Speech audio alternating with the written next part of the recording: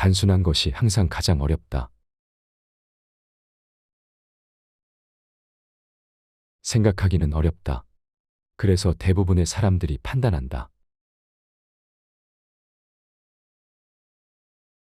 내가 온전하려면 어두운 면도 있어야 한다.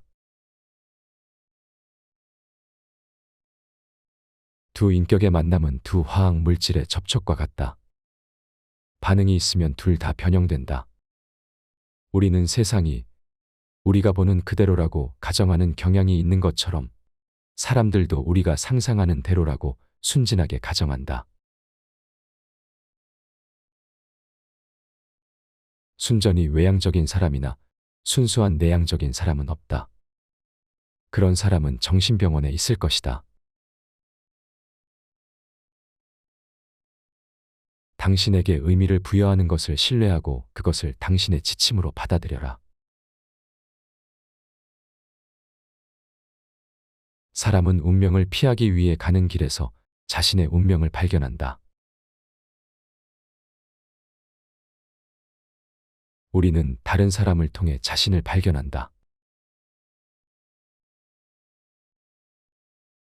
문제의 의미와 설계는 그 해결책에 있는 것이 아니라 그것을 위해 끊임없이 노력하는 것에 있다. 새벽은 자정에 태어난다. 자신의 어둠을 아는 것이 다른 사람의 어둠을 다루는 가장 좋은 방법이다. 자신의 마음을 들여다볼 수 있을 때에만 비전이 명확해진다. 밖을 보는 사람은 꿈을 꾸고 안을 들여다보는 사람은 깨어난다. 모든 것을 약속하는 사람은 반드시 아무것도 이루지 못할 것이며 너무 많이 약속하는 사람은 약속을 이행하기 위해 악한 수단을 사용할 위험이 있다. 이것은 모두 멸망의 길에 들어가는 길이다. 수치심은 영혼을 갉아먹는 감정이다. 인생은 마음부터 시작된다. 그때까지 당신은 단지 연구를 하고 있을 뿐이다.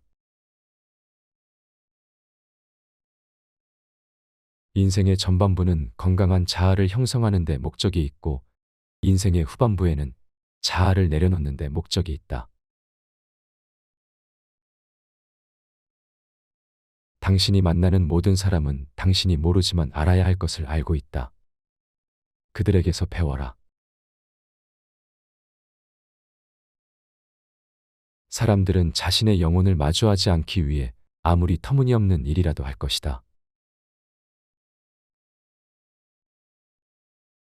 행복한 삶도 어느 정도 어둠 없이는 존재할 수 없으며 슬픔이 균형을 이루지 않는다면 행복이라는 단어는 그 의미를 잃을 것이다. 동시성이란 그것을 볼 수 있는 눈을 가진 사람들에게 항상 존재하는 현실이다. 완전함은 자신의 일부를 잘라내는 것이 아니라 반대되는 것을 통합함으로써 달성된다. 우리가 식별할 수 있는 한 인간 존재의 유일한 목적은 단순한 존재의 어둠 속에서 의미의 빛을 밝히는 것이다. 올바른 질문을 하는 것은 이미 문제 해결의 절반이다. 고통 없이는 의식에 도달할 수 없다. 사람은 빛의 형상을 상상함으로써 깨달음을 얻는 것이 아니라 어둠을 의식함으로써 깨달음을 얻는다. 고독은 내 삶을 살 가치가 있게 만드는 치유의 원천이다. 말하는 것은 나에게 종종 고통이며 말의 무의미함에서 회복하려면 여러 날의 침묵이 필요하다. 피곤하고 휴식이 필요할 때도 계속 일하는 사람은 바보라는 것을 깨달았다.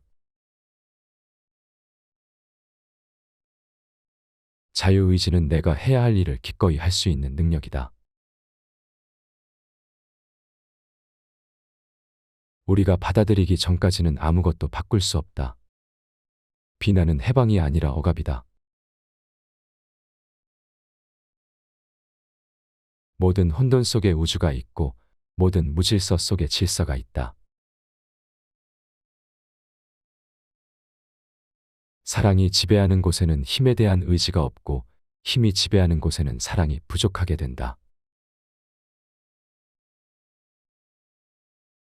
모든 성인에게는 아이가 숨어 있다. 영원한 아이, 항상 되어가고 있지만 결코 완성되지 않으며 끊임없는 보살핌과 관심 그리고 교육이 필요한 아이. 또한 그것은 발전하고 온전해지고 싶어하는 성격의 일부이다.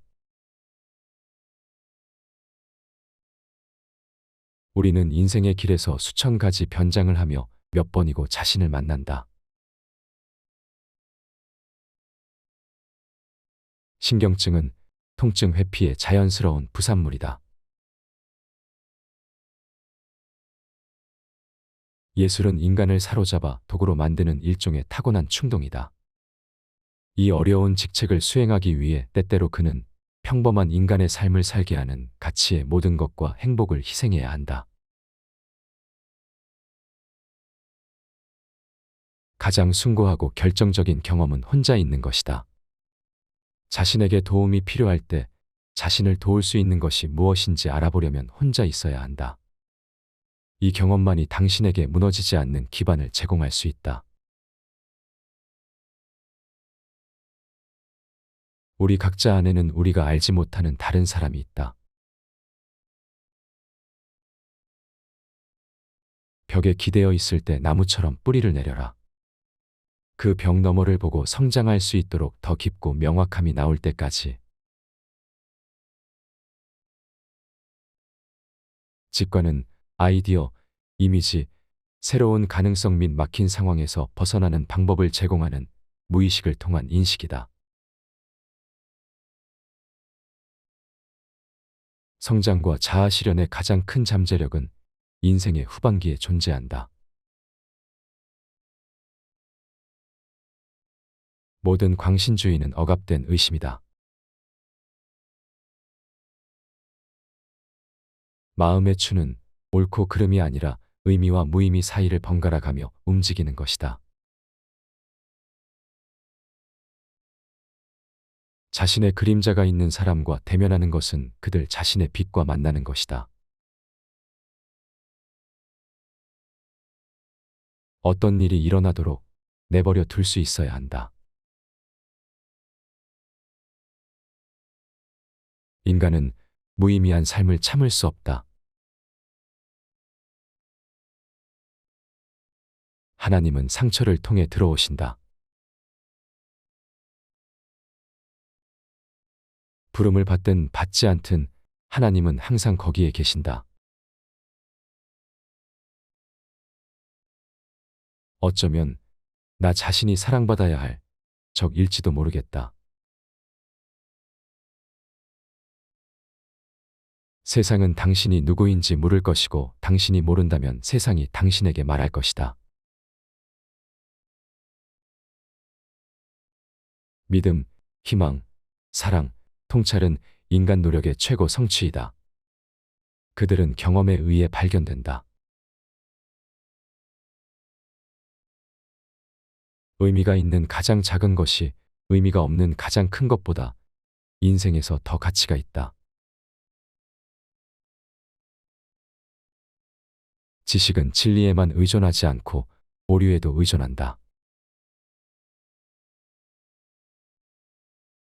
모든 정신질환의 기초는 정당한 고통을 경험하지 않으려는 의지이다. 우리는 인생의 아침 프로그램에 따라 인생의 오후를 살 수 없다. 아침에 참된 것이 저녁에는 거짓이 될 것이기 때문이다. 어렸을 때 나는 혼자라고 느꼈고 여전히 혼자이다. 왜냐하면 나는 다른 사람들이 분명히 아무것도 모르고 대부분 알고 싶어 하지 않는 것을 알고 있고 그들에게 힌트를 주어야 하기 때문이다. 우리는 인간 본성에 대한 더 많은 이해가 필요하다.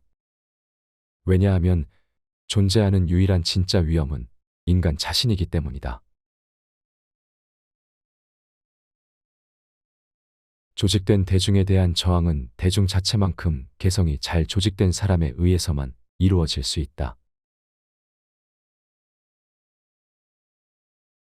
중년은 지나친 자아를 버리고 인간 존재의 더 깊은 의미를 생각하는 시간이다. 자아는 우리가 개성이라고 부르는 운명적인 조합의 완전한 표현이기 때문에 우리 삶의 목표이다. 무의식은 빛에 도달하기 위해 의식 속으로 흐르기를 원하지만 동시에 계속해서 자신을 방해한다. 우주 비행은 자신의 존재를 관통하는 것보다 화성이나 달에 가는 것이 더 쉽기 때문에 자신에게서 도망치는 것일 뿐이다. 우리는 삶의 경험을 통해 병에 굴복하지 않고 병을 견디는 법을 배운 사람을 행복하다고 생각한다. 예술 작품에서 본질적인 것은 개인 생활의 영역을 훨씬 뛰어넘어 인간으로서 시인의 정신과 마음을 인류의 정신과 마음에 대고 말해야 한다는 것이다. 무의식이나 원형은 한 사람을 완전히 사로잡아 운명의 세세한 부분까지 결정하는 것도 가능하다. 외로움은 주위에 사람이 없어서 오는 것이 아니라 자신에게 중요해 보이는 것을 전달할 수 없거나 다른 사람들이 용납할 수 없다고 생각하는 특정한 견해를 갖는 데서 온다. 따뜻함은 성장하는 식물과 어린이의 영혼의 필수적인 요소이다. 가장 거칠고 감동적인 드라마는 극장이 아니라 평범한 남녀의 마음 속에서 상영된다는 것을 우리는 알고 있다. 인생은 완벽함을 요구하지 않고 완전함을 요구한다. 좋은 것보다 온전한 것이 낫다. 집단 무의식은 모든 개인의 뇌 구조에서 새롭게 태어난 인류 진화의 영적 유산을 담고 있다. 모든 것은 사물 자체가 아니라 우리가 사물을 보는 방식에 달려 있다. 우리는 혼자 상처받지 않고 혼자 치유하지 않는다. 가장 무서운 것은 자신을 완전히 받아들이는 것이다. 우리는 하나님께서 주로 꿈과 환상을 통해 말씀하신다는 오래된 사실을 잊어버렸다.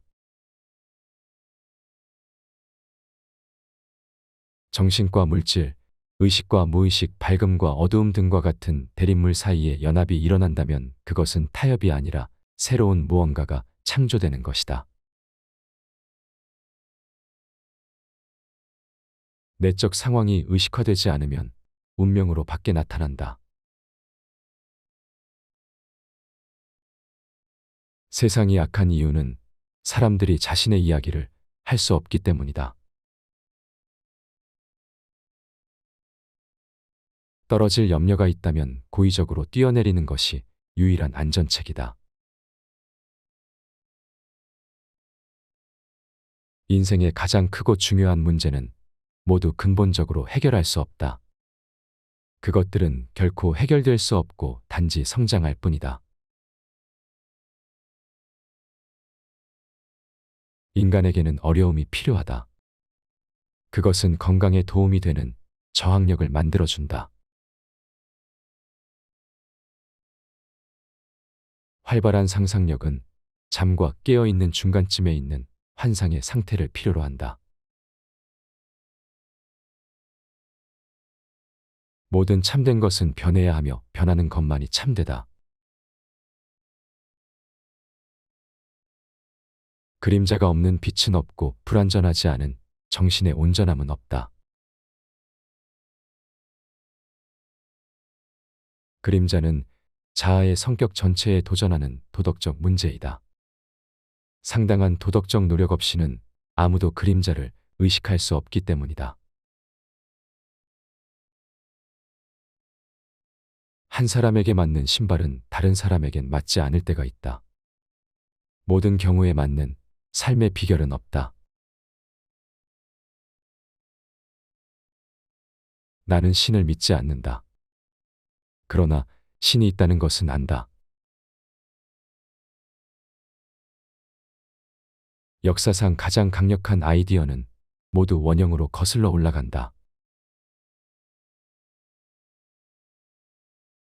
무의식은 중심을 기준으로 나선형으로 움직이며 점차 가까워지고 중심의 특성은 점점 더 뚜렷해진다. 우리의 무의식은 우리 삶의 목적에 대한 열쇠이다. 완전함에 이르는 올바른 길은 운명적인 우회로와 잘못된 방향 전환으로 구성되어 있다. 꿈은 영혼의 가장 깊고 가장 친밀한 성소에 있는 작은 숨겨진 문이다. 우리는 우리가 가장 두려워하는 것이 무엇인지 알아봐야 한다. 그것이 우리가 다음에 발전할 꽃이기 때문이다. 생물학의 전제에서 심리학을 분리하는 것은 순전히 인위적이다. 왜냐하면 인간의 정신은 육체와 불가분의 결합 속에 살고 있기 때문이다. 잠에서 환상은 꿈의 형태를 취한다. 그러나 깨어있는 삶에서도 우리는 특히 억압되거나 다른 무의식적 콤플렉스의 영향을 받을 때 의식의 문턱 아래에서 계속 꿈을 꾼다. 개인화는 세상으로부터 사람을 차단하는 것이 아니라 세상을 자신에게로 모으는 것이다. 사랑이 멈추는 곳에서 권력이 시작되고 폭력과 테러가 시작된다. 연금술사에게 구원이 가장 필요한 것은 사람이 아니라 길을 잃고 물질 속에 잠들어 있는 신이다. 열정의 지옥을 통과하지 못한 사람은 그것을 극복한 적이 없다. 군중이 클수록 개인은 무시할 수 있다.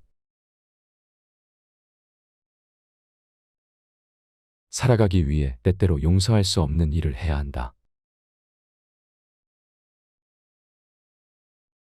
식물이 꽃을 피우듯이 정신은 상징을 만든다.